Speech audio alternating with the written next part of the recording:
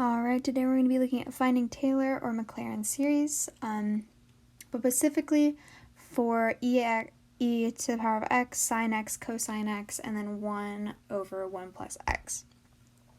So if we're trying to find the Maclaurin series for ex, we are just going to do what we normally do. So f of x is going to equal e of x, f prime of x, again, is just going to equal e of x. F double prime is going to equal e of x, and it's just going to keep going on like that. So if it is a Maclaurin series and it starts at 0, we know that this is going to just keep repeating and repeating.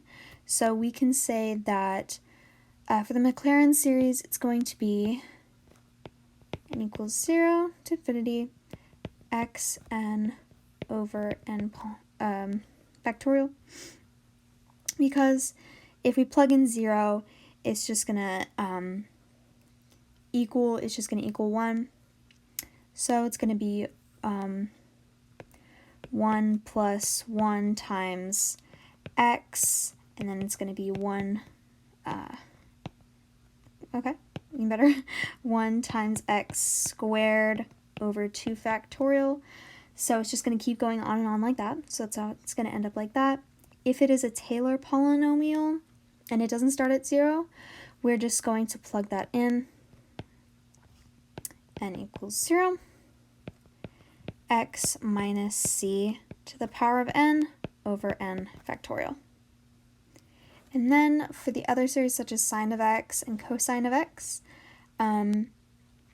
you can either take the time and do the derivative, or you can see that they are alternating series.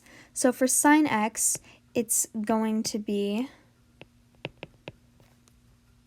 something like this.